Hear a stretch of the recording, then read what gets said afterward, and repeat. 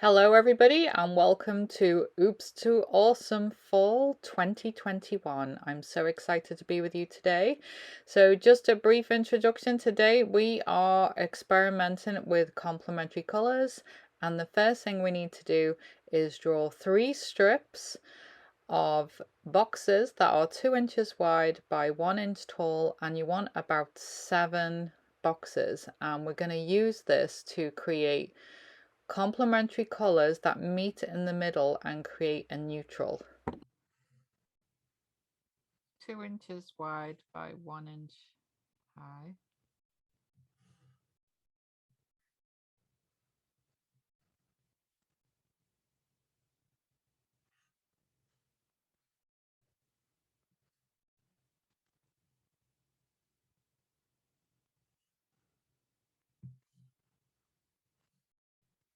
And I've deliberately left loads of room underneath to do this again, or to add some examples for when we do the homework. So just to make life a little bit easier, I'm going to write my code at the top. So I'm going to write this as red to green.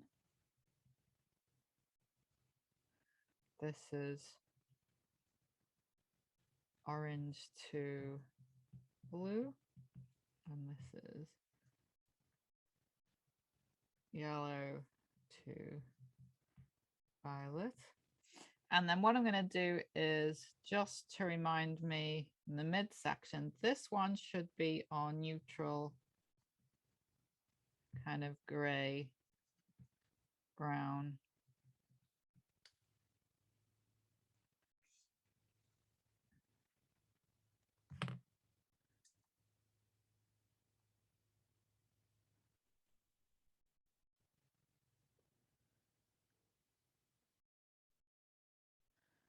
And if you do happen to have painter's tape, you can use that to get nice clean edges.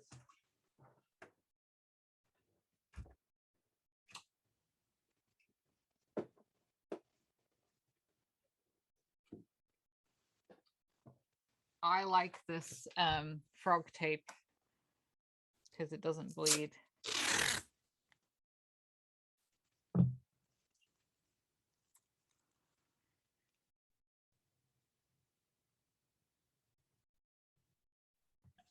Sorry, Julie, what did the middle things say? I can't read your little. Oh, I just put gray brown. It's the neutral. This is our middle neutral line. So all of these are going to be hopefully the perfect balance between our two colors to reach a gray brown neutral shade where you can't tell what it is. It's neither. So on this one, it's neither yellow nor purple. It's neither orange nor blue. It's neither red nor green. It's just in the middle. Thank you.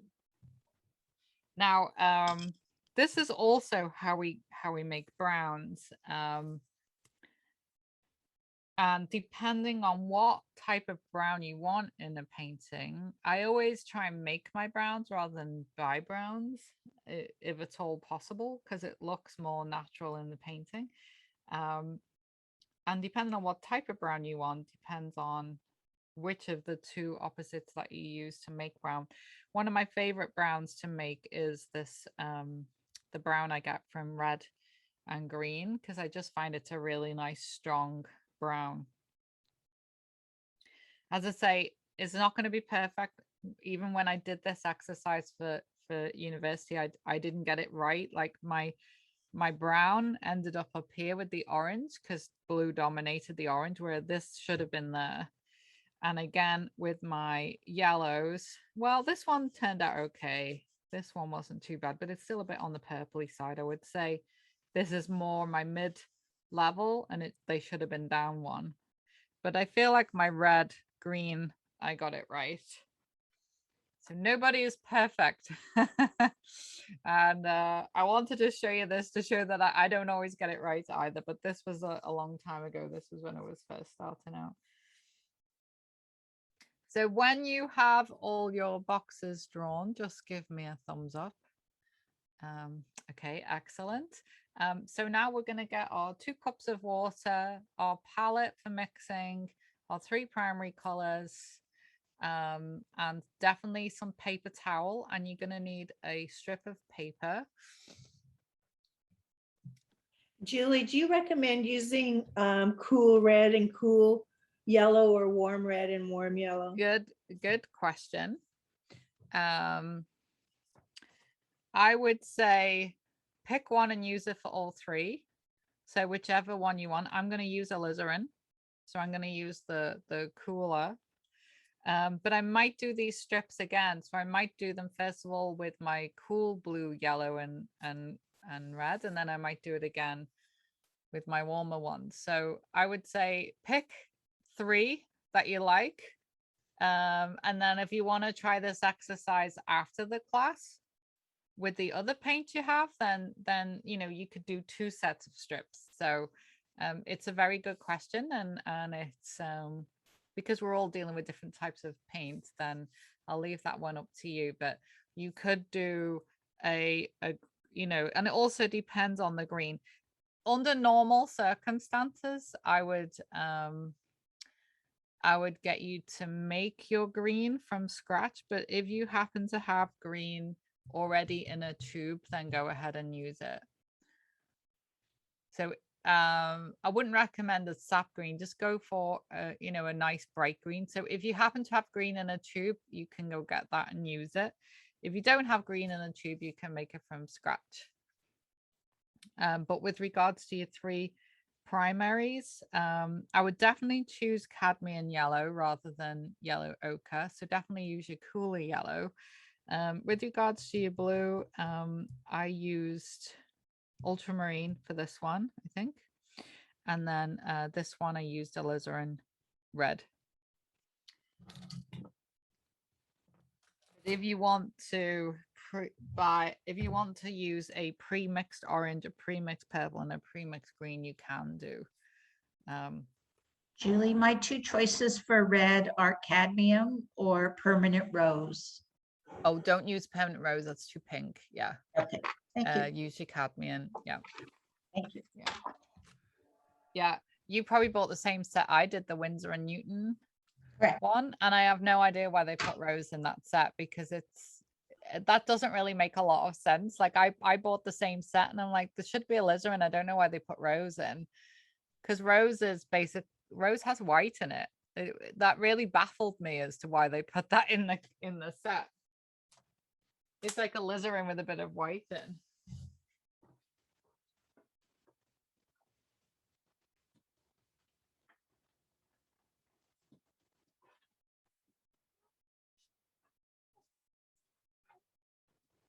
I'm just gonna get myself some paper towel.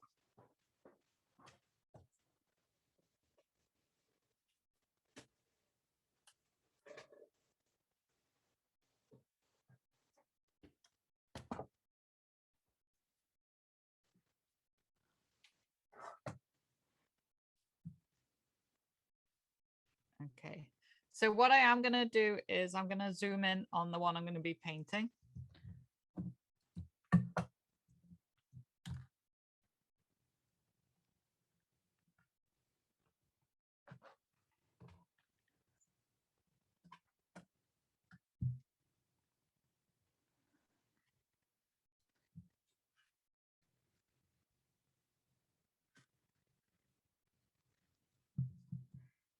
Okay.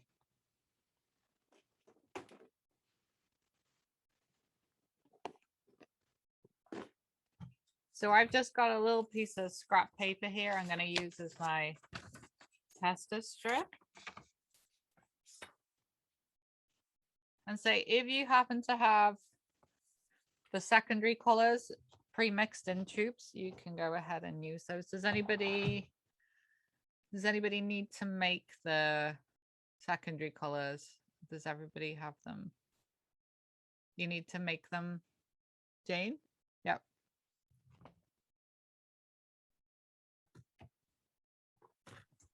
I need to mix mine as well. Yeah, I'm gonna mix mine, so that's fine. We can all mix together. I was just kind of those people who have them pre-mixed, that's fine, but it's not necessary.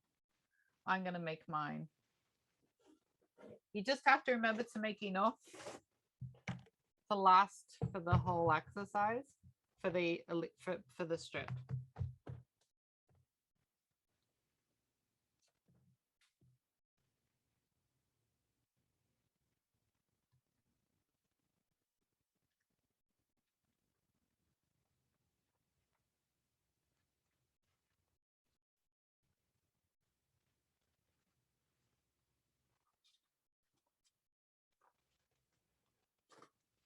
Just gonna get my palette paper.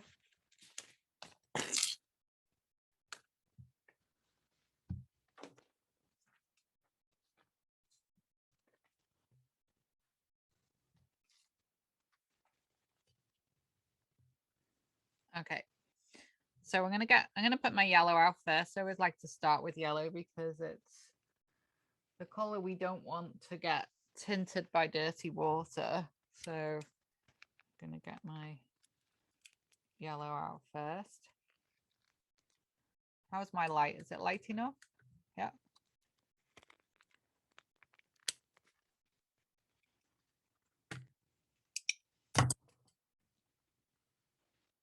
Okay, so I'm gonna put some cadmium yellow out.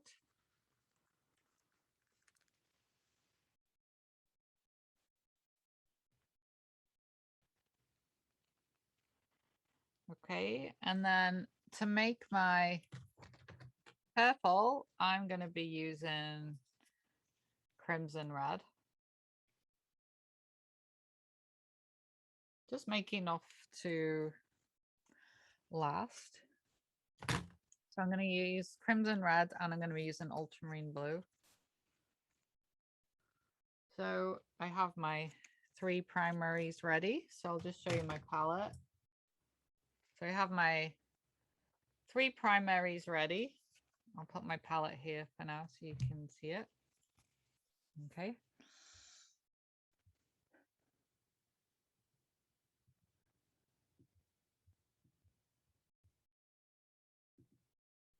Okay. And the brush I'm gonna be using, I'm just gonna use a small flat brush.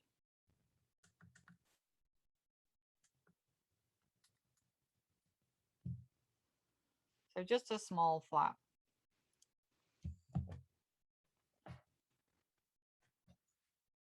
And we are going to be using the tester strip a fair bit today. So my tester strip is just a scrap piece of paper folded, so I've got an edge. Okay, so I'm going to make my, well, let's put the yellow down first before we contaminate our water. So I'm just going to fill in my first box with my yellow.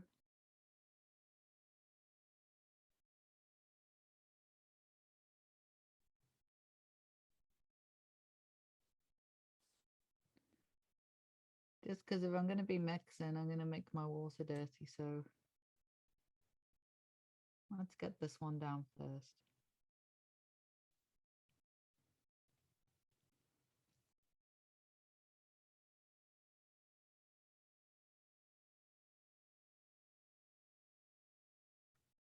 Doesn't have to be particularly neat and tidy.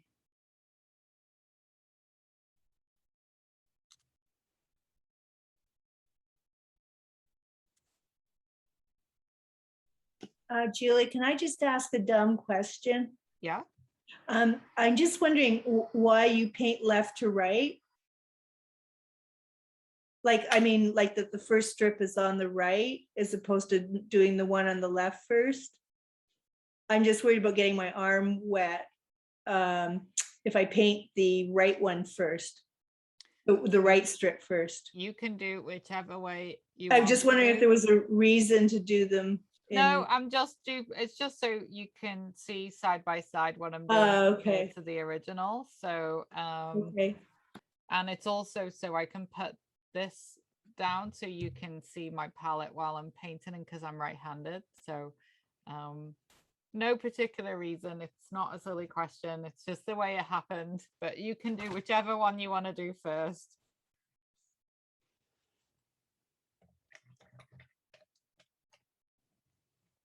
So I would recommend having 2 cups of water. One you can keep fairly clean for your lighter colors and one for your darker colors. It does help having 2 cups of water. Okay, so let's make our purple for those people who are making the purple. So whatever purple we make, we have to be consistent and make sure that we've got enough of it to add our yellow in. So I'm gonna get my blue.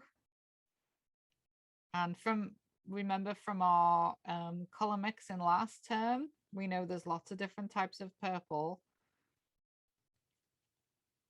So what I'm going to do is every time I'm mixing it, I'm actually going to record the color I've made by putting it on my tester strip.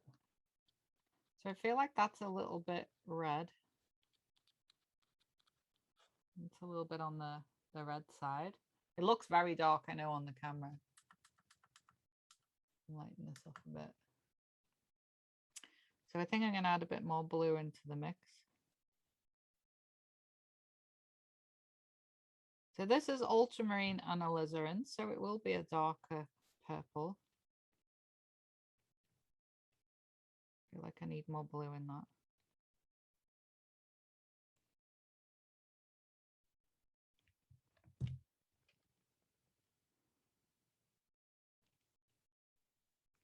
I'm going to put this on my tester strip. I feel like I'm getting closer to a violet. Yeah, I'm kind of happy with that, I think. Julie, do we have to make a lot of purple or just one swatch? Make enough for this strip because we're going to be adding yellow to it. So make enough to last, because the last thing you want is to run out of the purple you've made and then find that you don't have it, because then when you remix it you might not get the same purple and then that'll so thanks. So I think I prefer this one to this one. This one's a little bit red. Okay, so I might put a little bit more blue in there. Yeah, so make enough.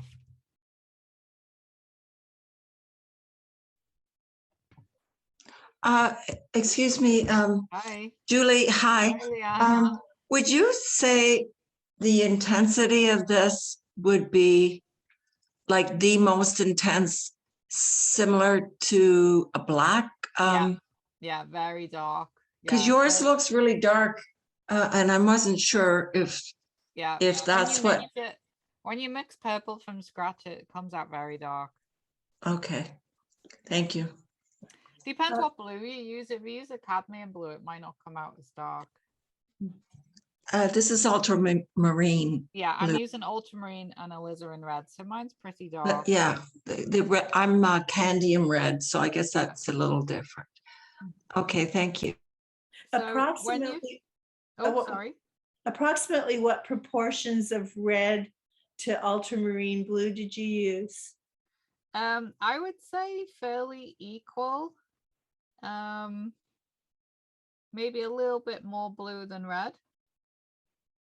Because red is so strong, it will go kind of a red purple if we're not careful, because red is like the dominant color. So maybe a little bit more of the blue.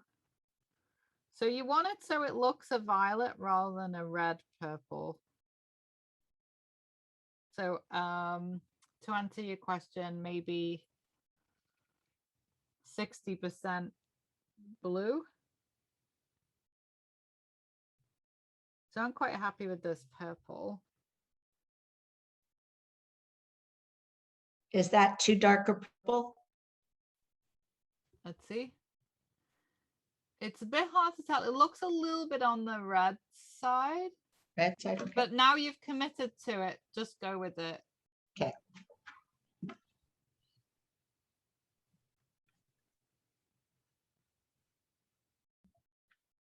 I know purple is a very strong color.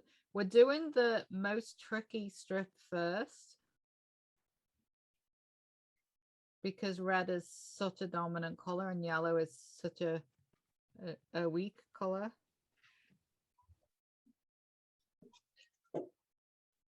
Let's not call the yellow weak, let's call it gentle. So I am gonna make sure I've recorded this on my tester strip.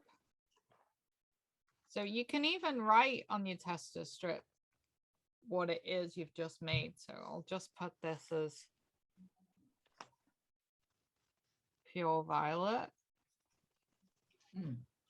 And you might even, if you're going to keep this and put it in your folder, you might even want to say what type of red to use. So, so this was ultramarine plus alizarin. I do find the tester strip helps a lot because then you can put it like right up against the paint. You see like that. And when we start adding yellow to it, we can kind of really see, we can test it right up against it. I find these tester strips are really, really useful. I use them for a lot of paintings.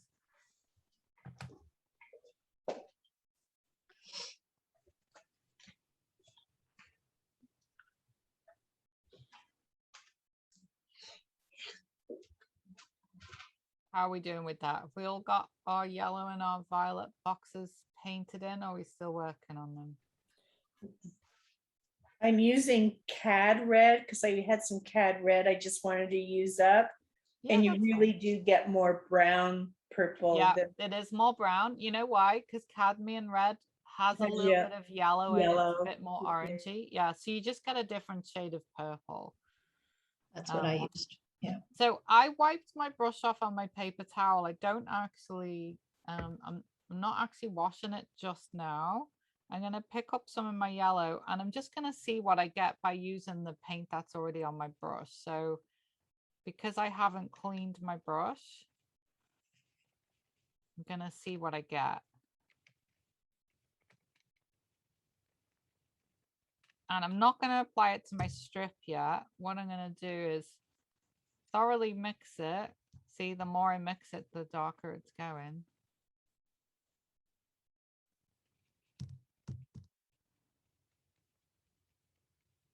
Yeah, that's going to be quite dark. And I'm going to put it on my tester strip just for now. I feel like that's too dark for my first color. So I'm going to remember it's there, but I'm actually going to clean my brush. It was just a little experiment to see how much purple came off.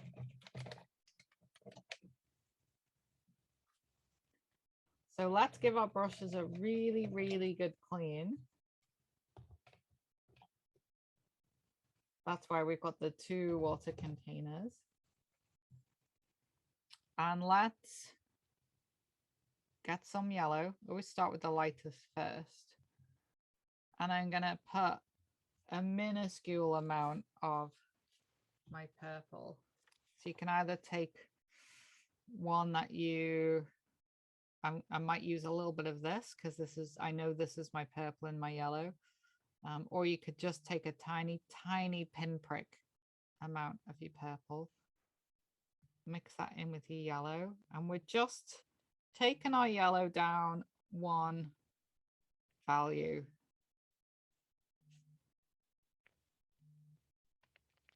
So I think I'm just going to test this against my tester strip and see what it looks like.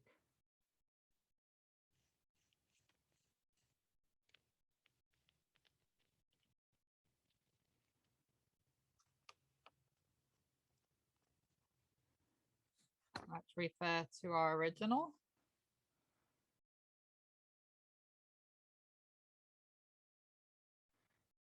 I feel like I went a little bit dark too soon on the original, so I think I want 1 step up from this.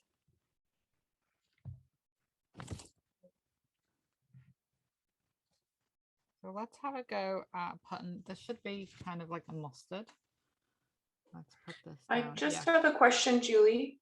So are we making a new pile of yellow with a bit of purple Yeah, in quantity, or are we just making just that one that you've done? just this one. We only want a very tiny amount just to cover the box, just to cover 1 box. Okay, all right. Good question though. Yeah. Thanks.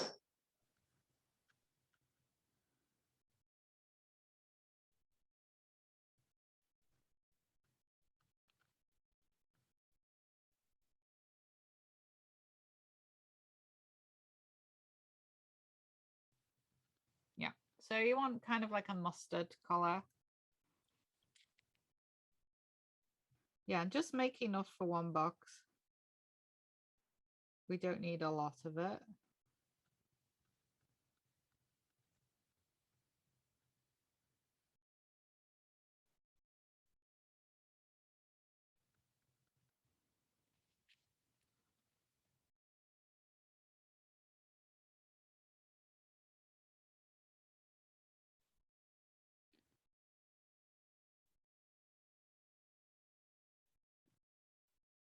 Like those little paint swatches you get when you're choosing paint for your house.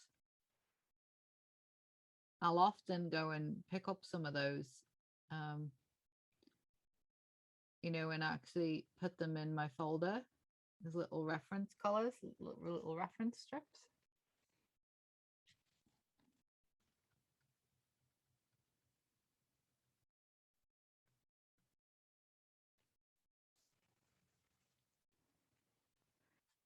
Yeah.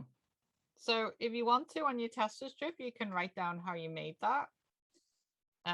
You know, and you can kind of even put a little note to describe how you made it, like a pinprick of purple and like 95% yellow. You could write it on your little tester strip.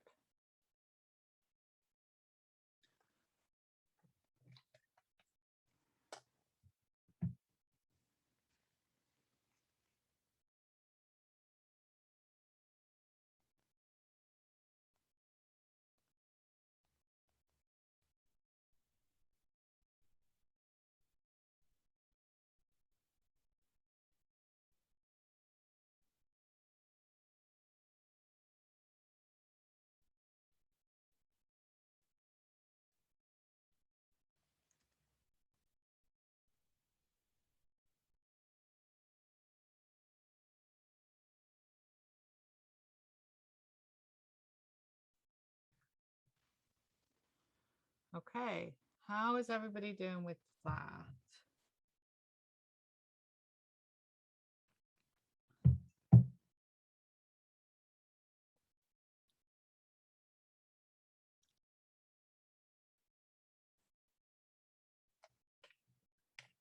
We're doing okay? Ready for the next one? Okay, so we want to go one step closer to neutral. What I might do is head straight for my neutral and then work my way back either way, because neutral is when it neither looks yellow nor purple. We have it exactly in the middle. So I think I'm gonna, because I find working my way down, I don't always get it right. I'm gonna go straight for the neutral one. So we want to mix a color that doesn't look purple and it doesn't look yellow. So again, this is what we're going to use our tester strip for. It might take a couple of goes to get this right. So let's start with some yellow. I might just add it over here because I know this is. Excuse me again. Do we clean our brush or leave the paint on it? Up to you, because we're going to go neutral anyway. So we're going to go darker anyway. I only really clean my brush when I know I need to go lighter. So you don't really need to clean your brush. So okay. I'm going to add a fair amount of purple, but just remember that now if it looks a little bit green, it's because blue and yellow together makes green. So it might just mean that our purple is a little bit on the blue side, but that's okay. So I'm going to keep mixing until I get a brown that doesn't look yellow and it doesn't look, I feel like that doesn't look purple and doesn't look yellow. I'm going to put that on my tester strip. I feel like that's a fairly good brown. What do you think? I don't think that looks purple or yellow. I think that looks fairly neutral. So have a go on your tester strip. You want to find something that does not resemble purple or yellow. You've got something that's kind of in the middle. For me, it looks green, Julie. Green. Yeah, it's because purple has blue in it. So okay. When we're mixing purple from scratch, it may go a little bit green. It depends on what proportions of the violet. Mm-hmm. I'm not going to remix my purple at this stage because I don't want to lose that original purple. Mine looks more like Dijon mustard than French mustard. So go darker than Dijon mustard. You want to go darker. So add a bit more purple into it.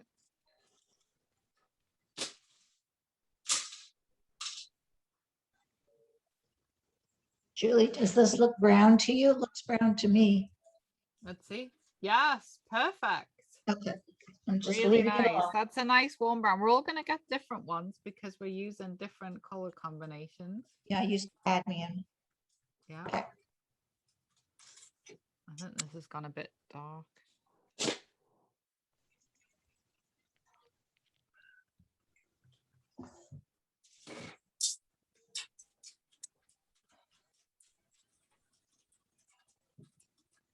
Yeah, so your violet yellow strip is going to be warmer than those of us who've used ultramarine. It's fun though, don't you? I find this really interesting. It makes you realize you can literally make anything from the primary colors. Mine looks like a, not in the green family or the mustard. It's like a dark flesh, I guess. Oh, so maybe you need to go dark, add more purple to it. Okay.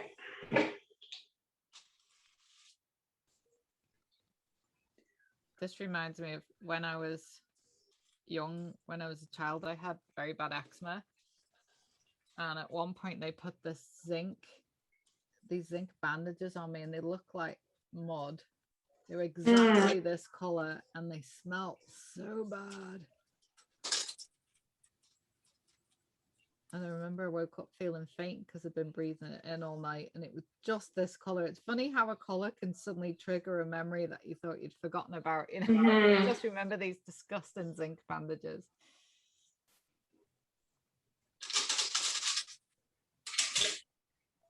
Apparently smell stays with us even stronger than the visual.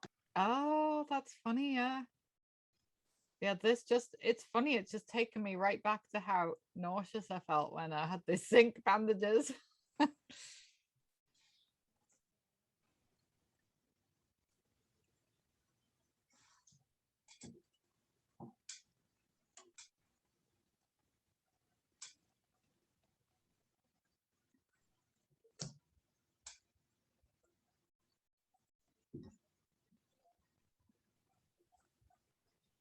So once you've got your midpoint, then you can go up or down. So, you know, whichever way you want to go. I think I'm going to go down back towards my violet. So I'm going to add more violet into the mix.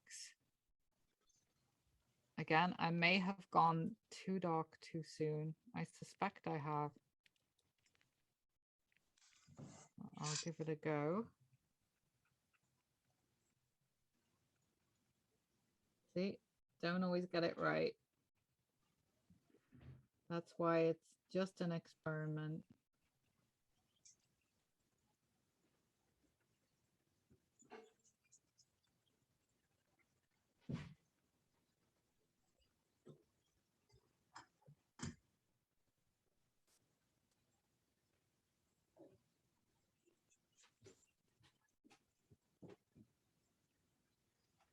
Okay.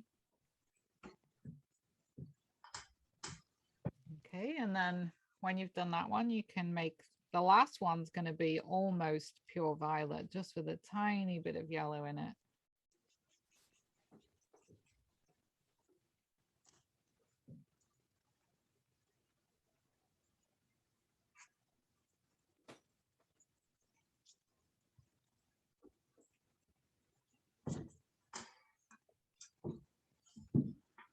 So this is why I started with this one, because I find this one is the trickiest. Sorry, the one below neutral on the way to purple. The next one is what? To Number what 5. pile? This one? Yeah. Yeah, so I'm just starting to add more purple as I go down. To the one to the neutral? So so this is my neutral. Yeah. And then I add a bit more violet, and then a bit more violet, and then this is my pure violet. Okay. Yeah. Okay, so you're adding the purple to your violet, to your, you're adding the purple to your neutral pile. Yes, I'm just Okay. using my neutral pile because I don't need it again. I mean, the only time you would leave it is if you want to add a second coat. Mm-hmm.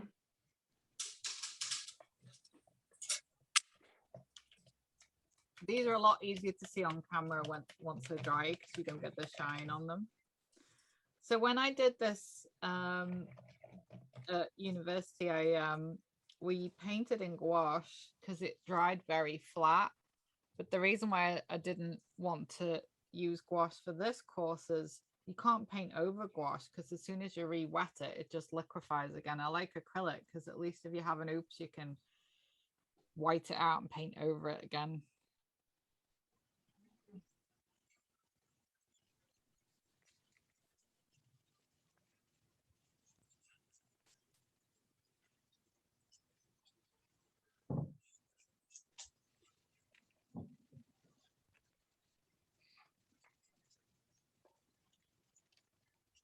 So I'm doing my last one. I'm going to try and bridge the gap between my neutral and my Dijon.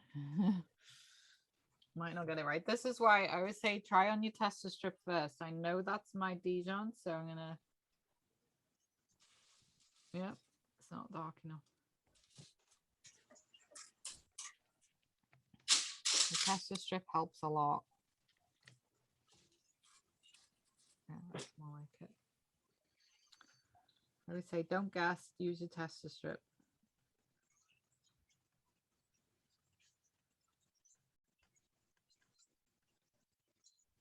You know, and try this, you know, experiment at home. Try this with different reds, different purples. Try it, you know, practice it, because every time you do it, you'll learn more about the colors that you have and how they work together.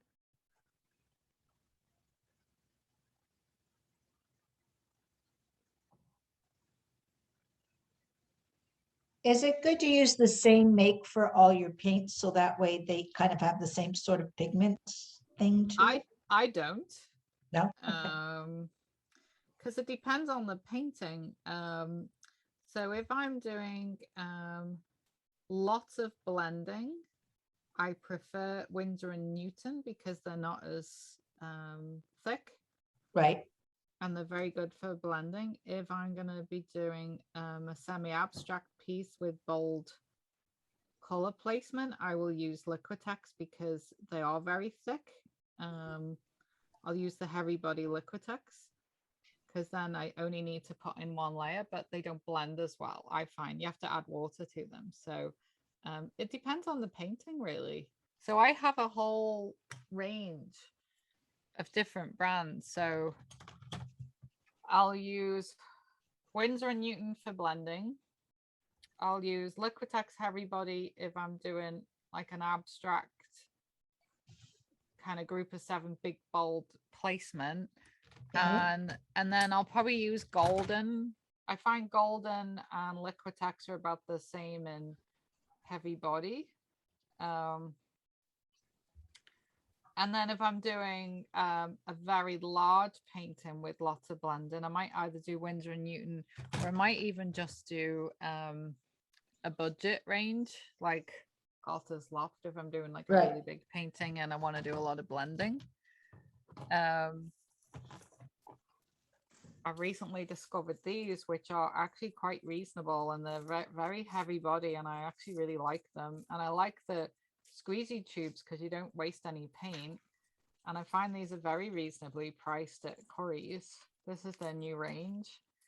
And I find these are almost as good as Liquitex, but they're actually the same price as Winsor and Newton. But again, if you don't want heavy body, if you're doing a lot of blending and a nice seamless blend, I don't find they work as well as Winsor and Newton. So it depends on what it's for.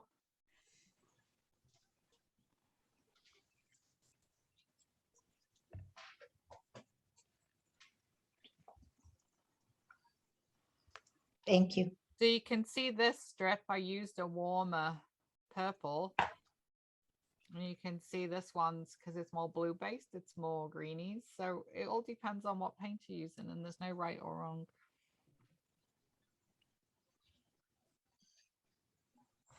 Mine just looks like mud.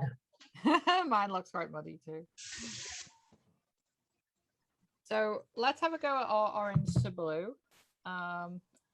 So Jane, what I do, I know what you said about getting your hand wet. You can just do this, turn it upside down.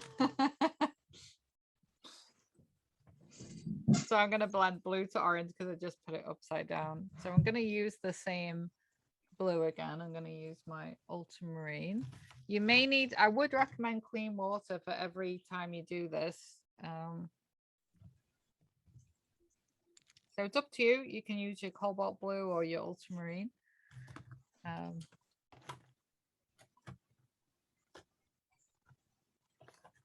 Again, I'm going to make my orange.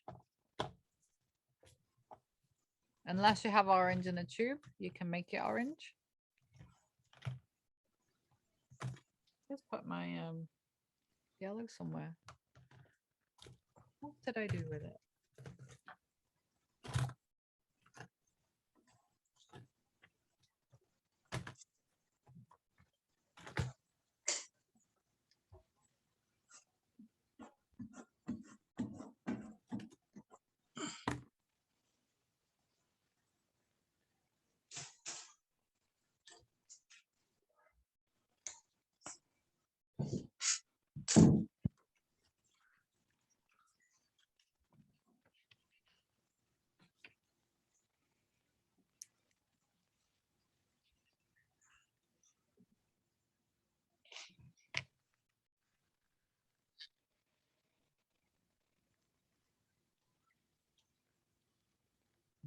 Get my yellows out.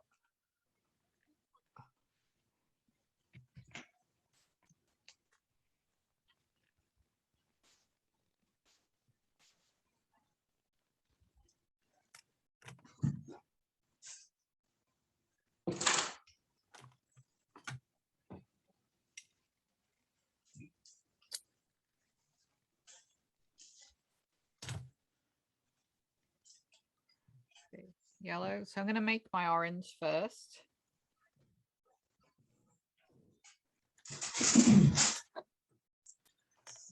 I am going to change my water because this isn't going to make a good orange.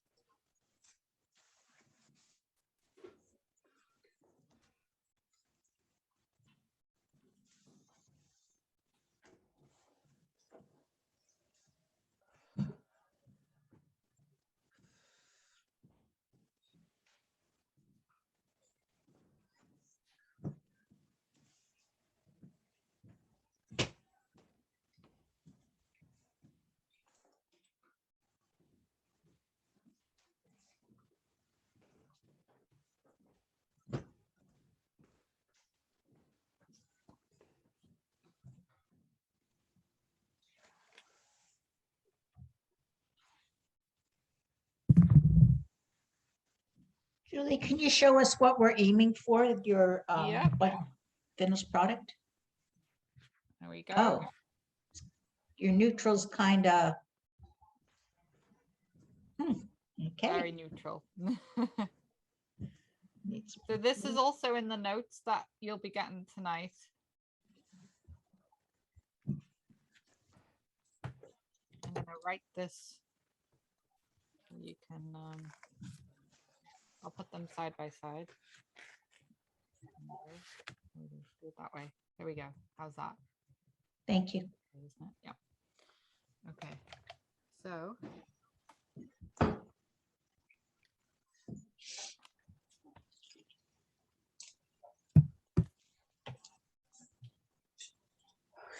I'm going to make my orange first. So I've got my yellow. Don't forget, red is very strong.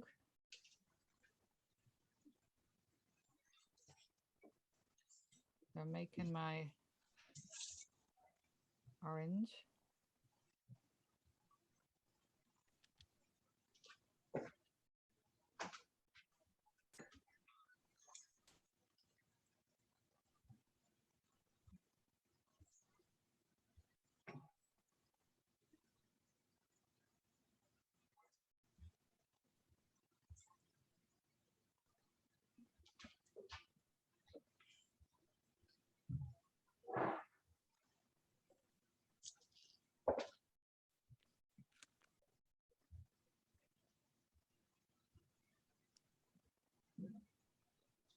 So this is going to come out different because I used orange from a tube when I did this in college. So I'm going to be making this orange from scratch. So I think this is more like a yellow orange. So I'm going to add more red to this to get it to a stronger orange. I think we're getting there. That's getting almost the color I want.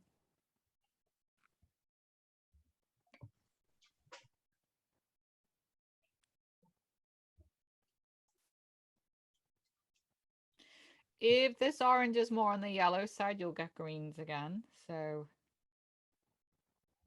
you want to make sure it's rich enough in the red to not get green.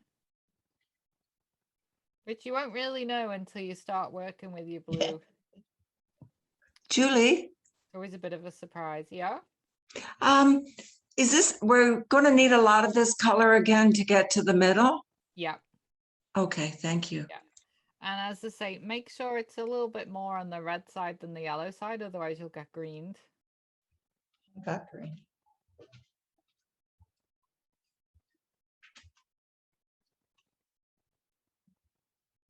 Okay, so I'm kind of happy with that orange.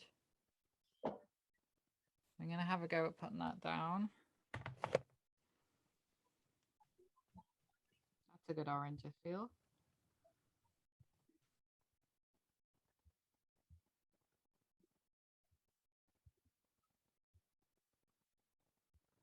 Don't forget, acrylic dries a little bit darker than when you first put it on.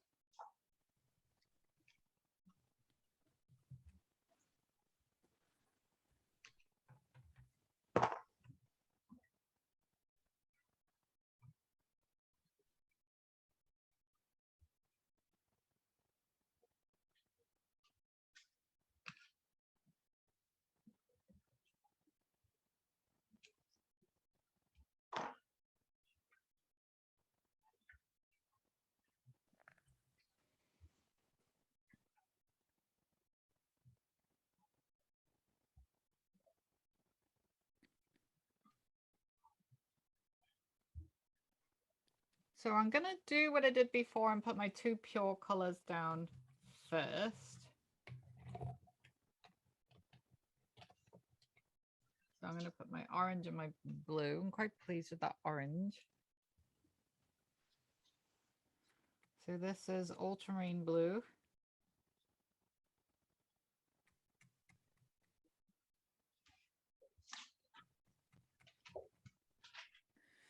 I like it when you put the pure colors down first because you can really see how different they are.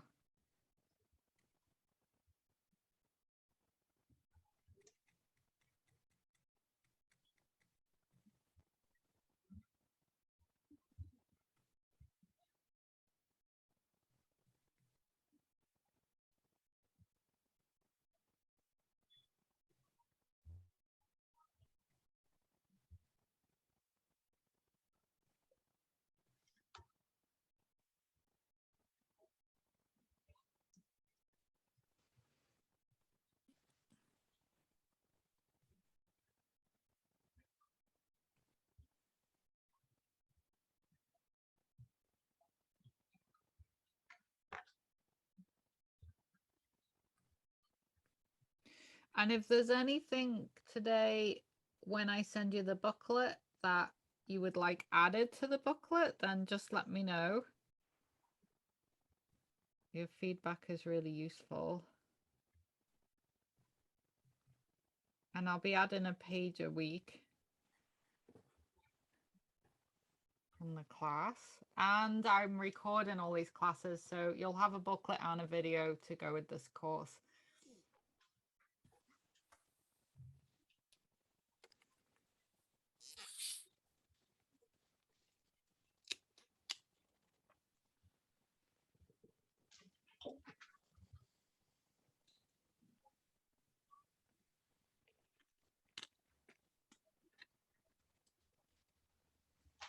Julie, I'm just wondering, I'm using two brushes now, one for one extreme and the other for the other. That's a good idea. But I don't want them to dry up. But I just wondered, do you think that would be a good way to sort of maintain the colors and make sure you have enough at the end of each one? You can do. I don't know how you get around the not drying up thing though, unless you just keep them in, have your 2 different cups of water and you know, keep them in a different cup of water each, because you don't want to wreck your brushes by letting the acrylic dry. That's the only thing. Well, that's true. That's true. Okay, thank you. I have done it before where I've kept little Ziploc bags and put the end of the brush in a Ziploc bag, or just a little bit of saran wrap around, you know, like you do when you paint, when you're doing wall painting with a house and you want to keep your roller wet, and you put the saran wrap around it or put it in a bag. Okay. That's one way around it, but I think for something this small, I would just clean your brush. Okay, thank you. Okay, so I am gonna have a go at my midpoint. So I'm gonna clean my brush because I don't want to contaminate the orange that I made. So I'm gonna scoop up some orange. I don't want to, I may not have made enough. Don't. Okay, so I'm gonna make my midpoint. I'm gonna work quickly because my paint's drying out. Okay. It is gonna look a little bit on the greeny side because orange does have yellow in it and we're using blue. Okay, that still looks orange to me, but I can use that for the one above it. So I'm gonna keep that. I'm gonna make Red a and green. that one looks blue to me. So you want to get something that's in the middle. That one looks bluer to me. I'm going to keep going.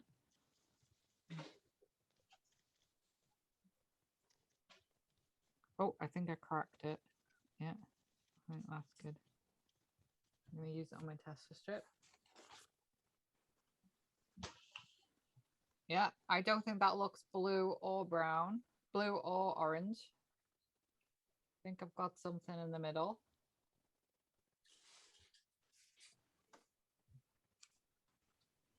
Let's try this out.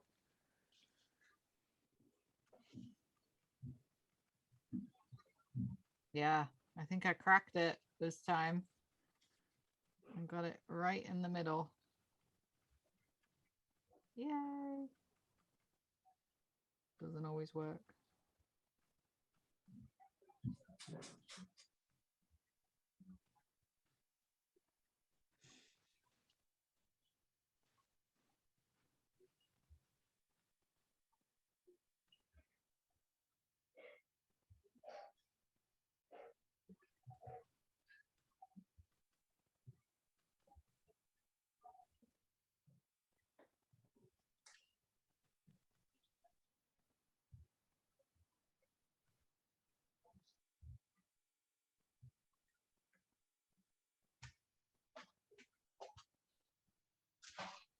And if anybody wants to paint again today, this evening at 8 o'clock, we're painting an apple orchard.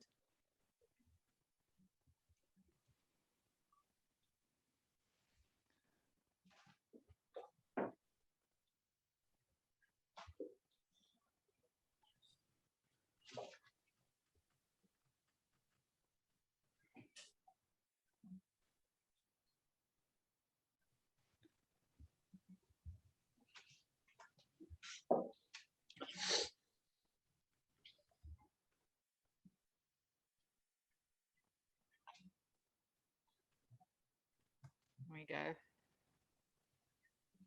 Yeah, I think I got a neutral there. Feel like that's fairly in the middle. How is everybody doing with their neutral for the orange and blue?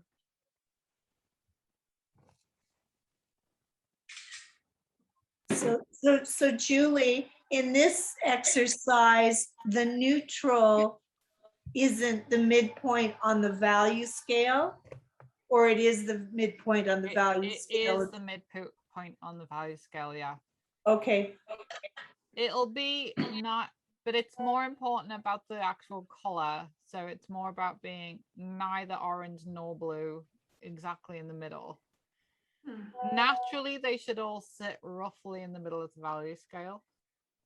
Like not in the middle, sorry, in the same, like the browns are all going to be quite high up on the white to black value scale. so if you did the picture of the middle of that strip you're painting now in black and white, they'd all be pretty close? Yes, yeah, should all be very close. Thank you. No worries.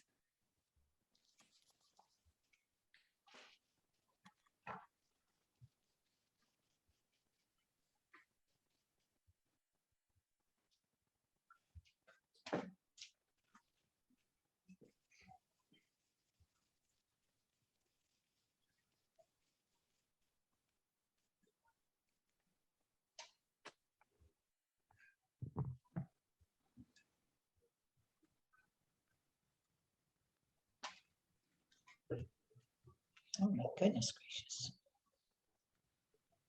Red, red, red, red.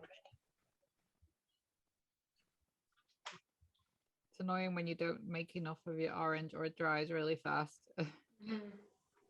Having to like water it down because I don't want to lose it.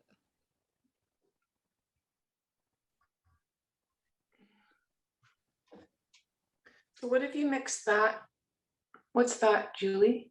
So so this is my neutral. So now Yeah. I'm going more towards the orange. So I'm just making this more orange. So what piles are you mixing together? So I'm mixing the original, this brown color, and I'm just adding more orange into it to go back up the ladder. You're adding more orange to your neutral? Yeah. Oh, I didn't make enough of that either. That's okay. So all it is your orange with blue. So you can, as long as you've still got enough of your orange left, Yeah. just adding blue, and the closer you get to your original orange is less blue.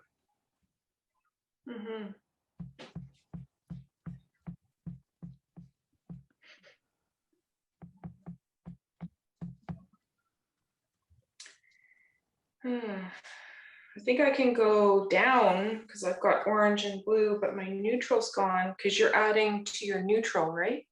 Yeah. Okay. Don't worry if your neutral's gone. The neutral was just orange and blue.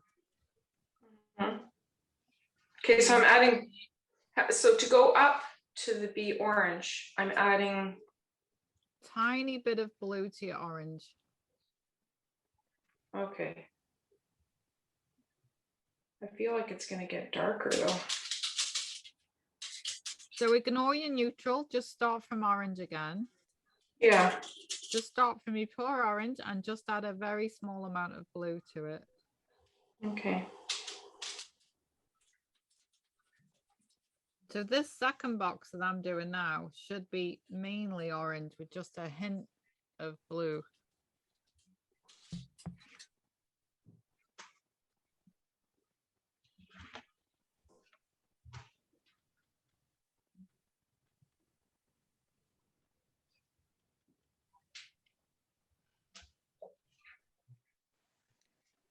And then equally, when you go past your midpoint, you're adding more blue than orange.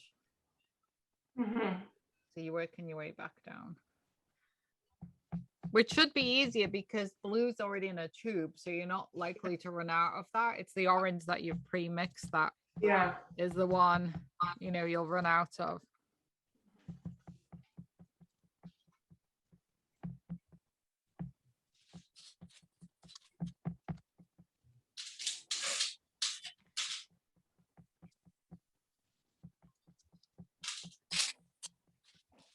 Miraculously, my midpoint on both scales are very close. Oh, great. That was luck, not whatever.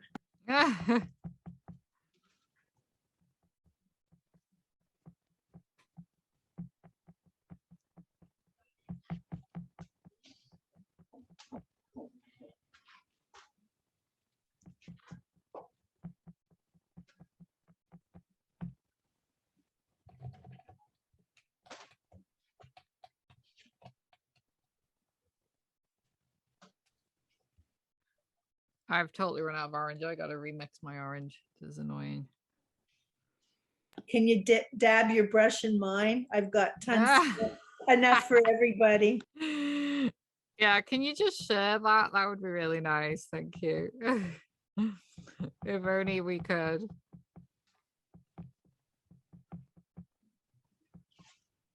That's why a tester strip's good, because then you can, like, I've made my orange again, but I want to check it's the right orange. So I see how I'm putting it on my tester strip, and then I can put it up against, and I think it's still a little bit, might need a little bit more red, but at least you can see if you're close by putting it up on the tester strip. So that's why a tester strip is so useful. Can hear my teacher's voice in my ear going, "Where's your tester strip?" Because she was insistent we all record our colors.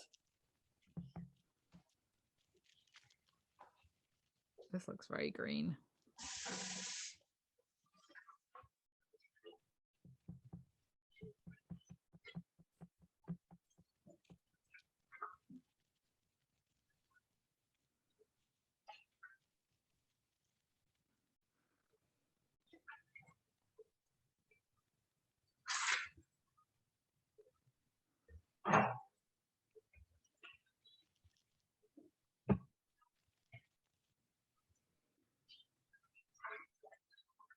So this one is orange and blue, but a bit more on the blue side. So my neutral plus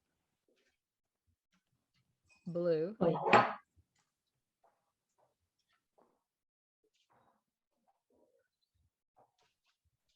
It's gone quite greeny because, you know, orange is yellow base.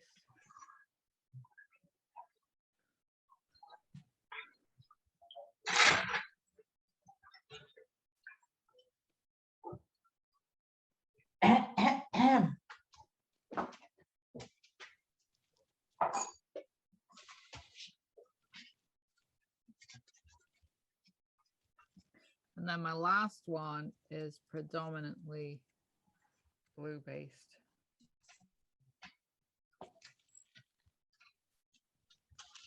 With just a tiny bit of orange in it.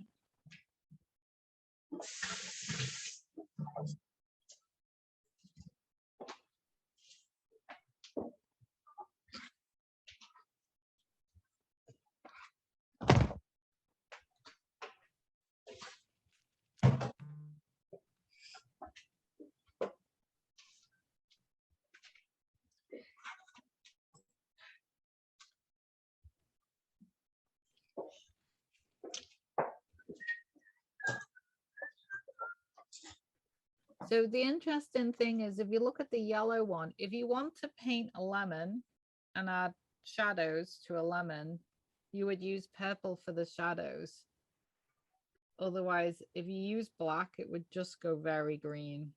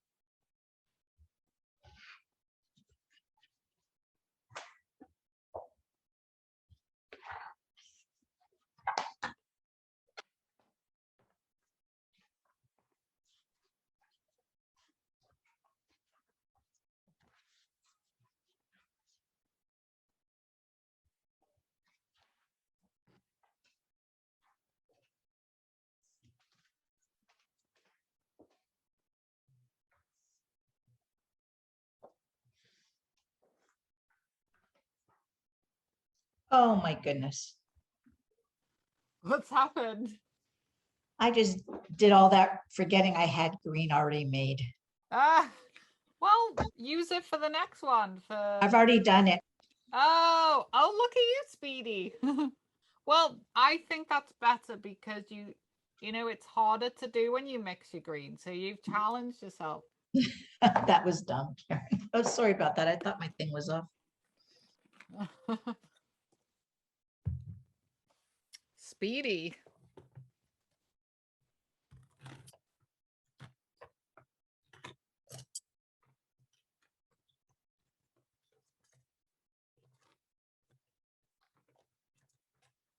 What color green did you use? What type of green? Was it a phthalo green or a... Oh, she's gone. I had from that kit Was it a phthalo green, phthalo, Phthalo green, yeah. but anyway, I didn't use it. No worries.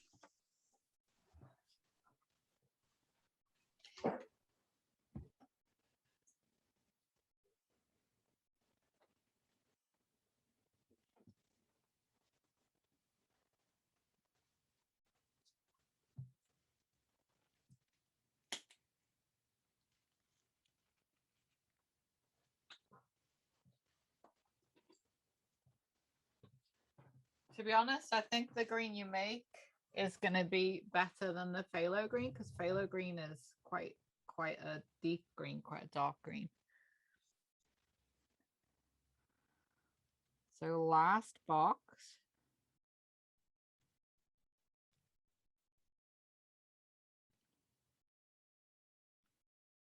I made my green a bit watery.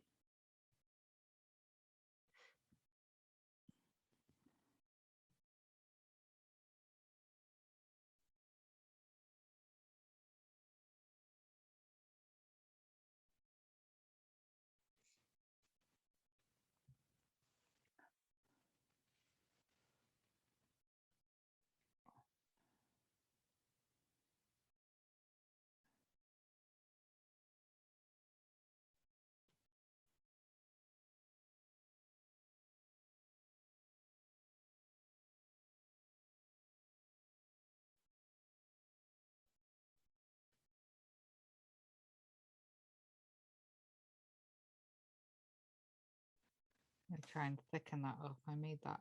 Oh, no, I'm going a bit dark.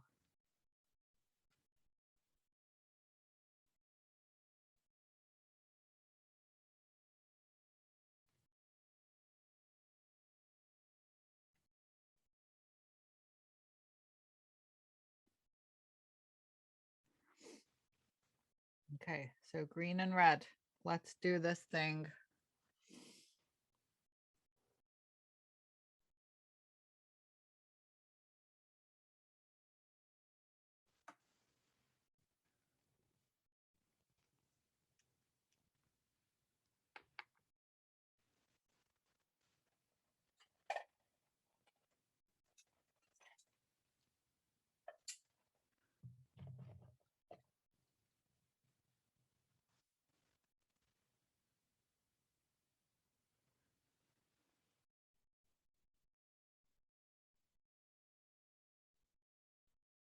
I love this alizarin red. It's such a lovely red.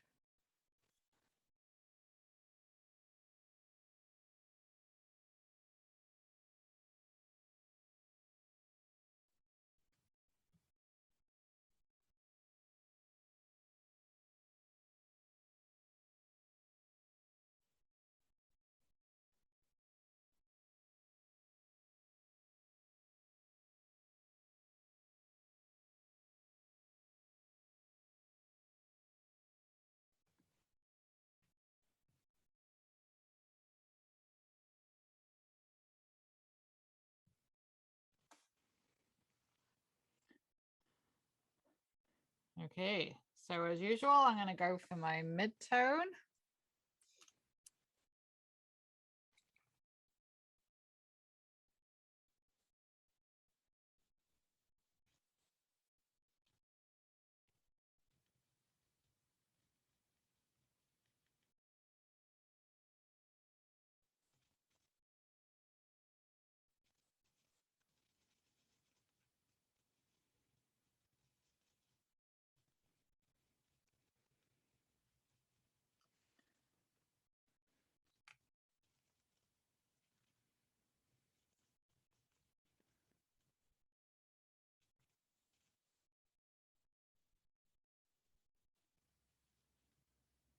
And you want it to look neither red nor green. That's the plan. You want to try and get it neutral.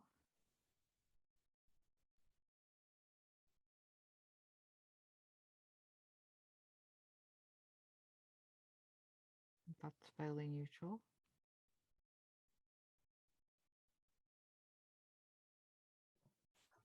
Excuse me, Hi. Julie.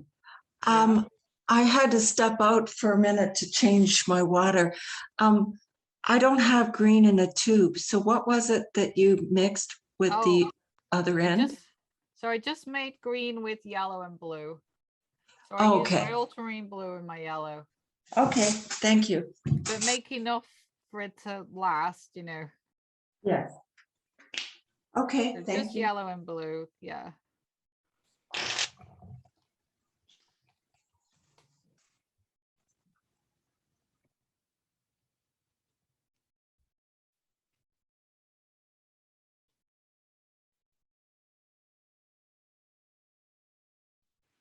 And as before, we're going to work our way up the ladder.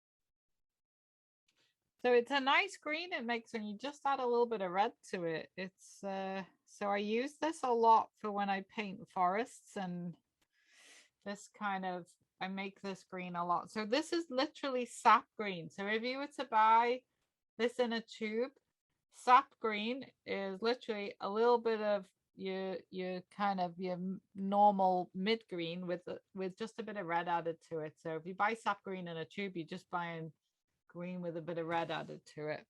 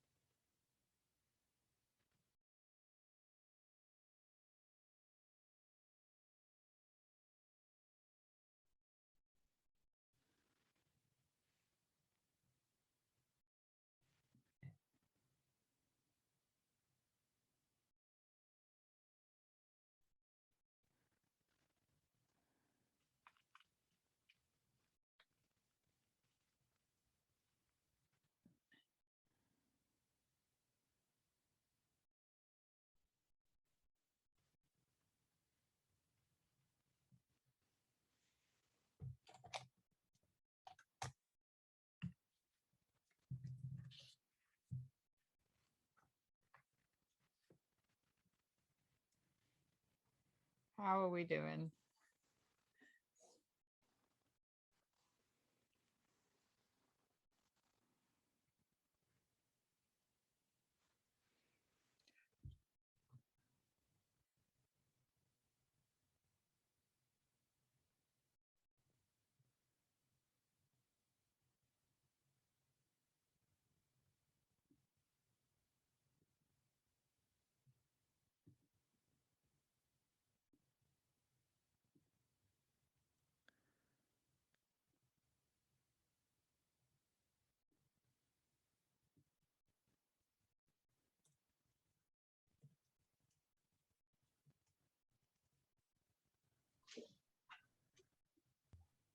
Okay, I'm just going to share the notes with you from today.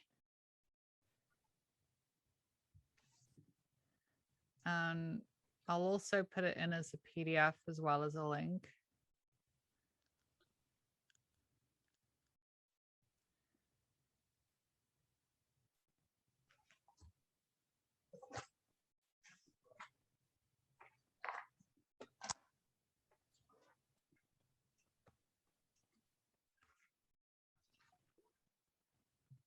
What will we be doing next week, Julie? So next week we will be painting a landscape based on the color theory we've done today, and it will be a landscape that you will design. So we will be producing a thumbnail sketch, and it will be a very simple landscape. I will guide you with shapes. So it'll be an imaginary landscape, and you can choose one of the 3 color combinations to create a landscape. So I'm going to help you create a thumbnail sketch. So you'll need a piece of paper and a pencil to start with. So we'll do a thumbnail sketch. And then we will create our color palette. And we'll just be using one of these 3 color combinations plus black and white.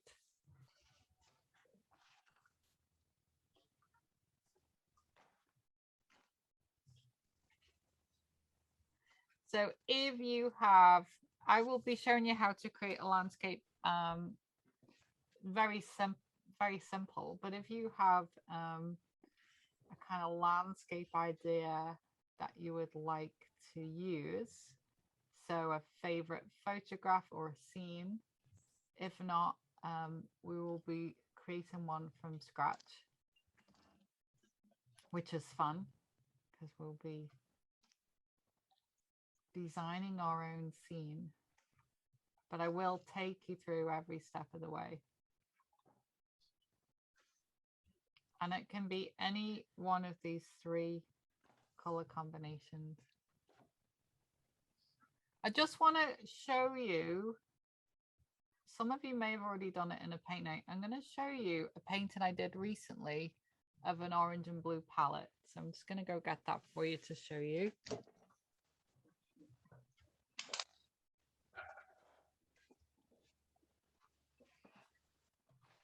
This is not what we're going to do next week. We're going to do just a mountain scene, but I just wanted to show you.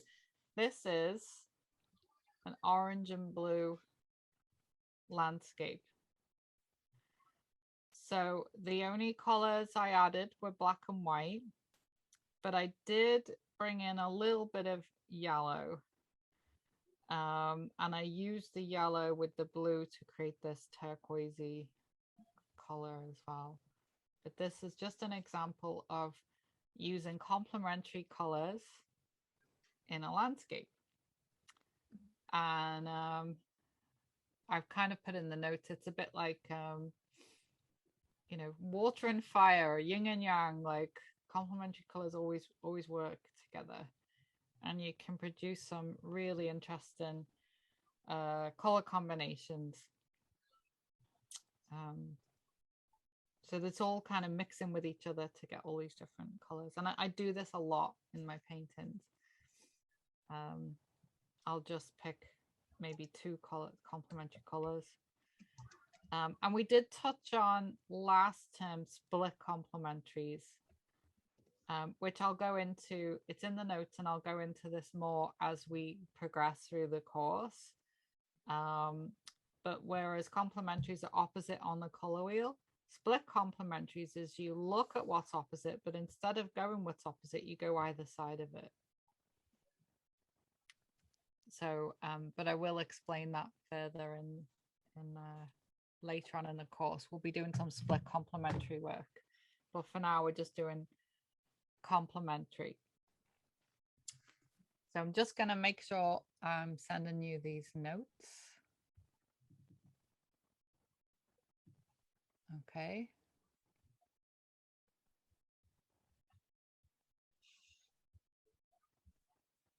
So sent. So you should have the notes in your inbox by the time we've finished.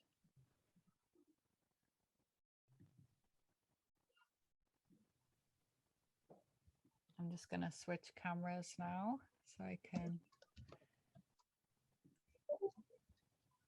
say hi. And I like to leave just a few minutes at the end for questions and to share your work and talk about things. So we've got about 9 minutes left. So the floor is yours to show me what you've done and ask me any questions that you may have.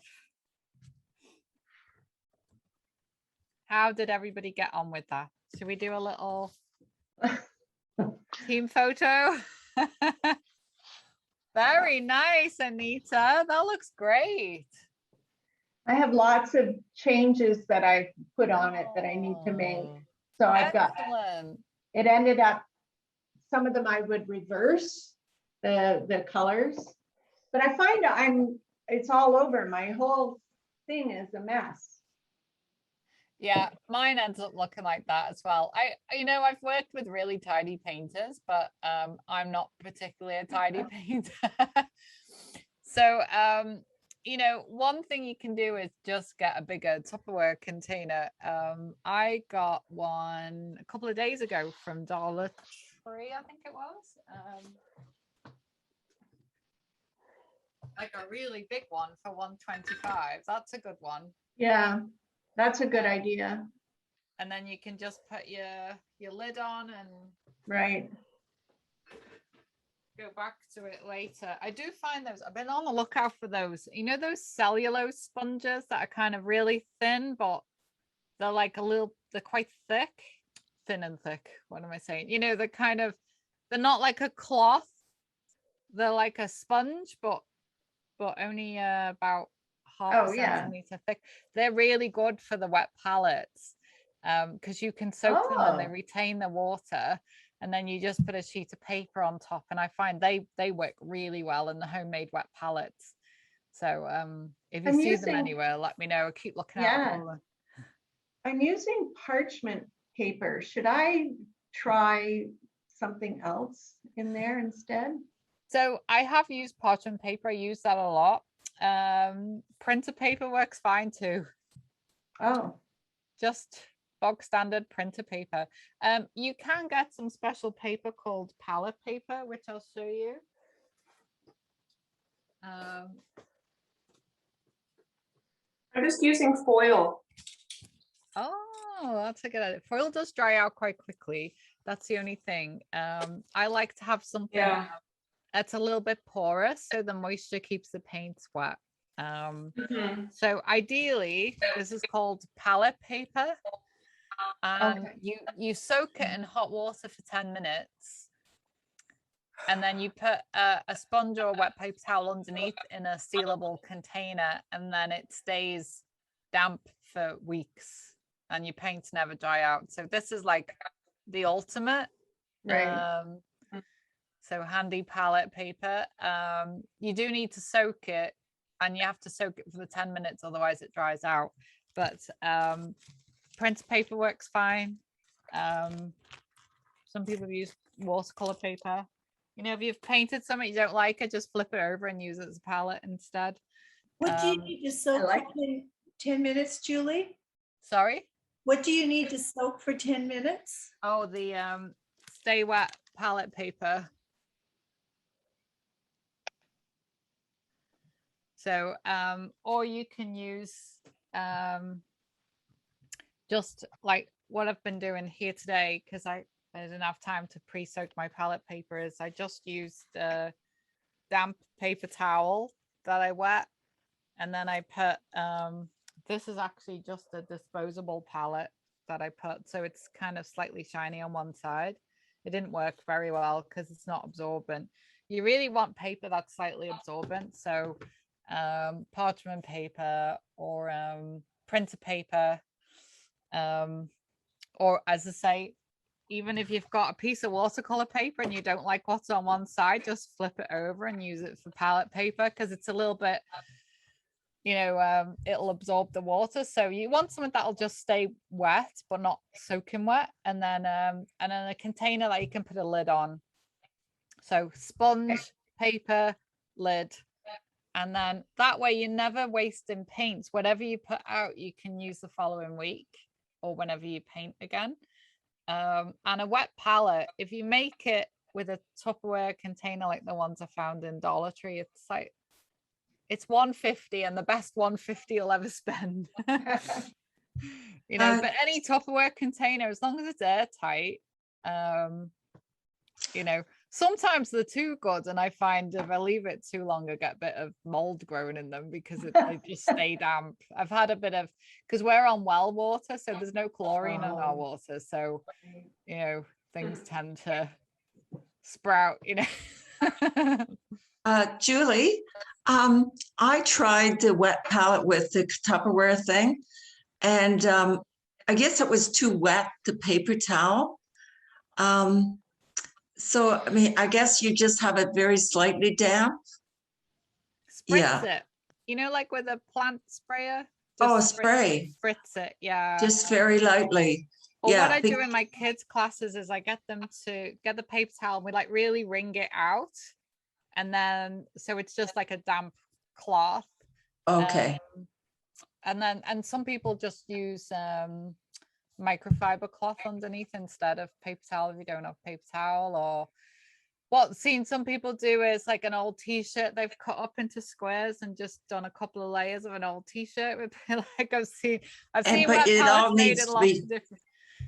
It all has to be damp though. Just something a little bit damp but not soaking wet.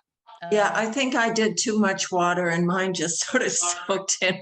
You end up with very runny paints. Yeah. Oh, I know, it was a mess. It's getting the balance between keeping your paints wet but not making them too runny. Yes. Because then your heavy body paints turn into watercolors. But it is good when you kind of crack it, you find you never waste paint, you never throw paint away, and it saves you money because you're not throwing paint in the garbage all the time. Yeah, right. So it's all for like, we're all, you know, artists, we all need to save our pennies. You know. So any questions about today? We've got a couple of minutes left. So I have a question, but it's not related today, so I'll leave it till the end. Yeah, no problem. Yeah. So I've just emailed you the notes for today. I've sent it as a Google attachment and a PDF. So you know, it's there in two different forms for you to keep, so feel free to print them out or just keep them in a safe place.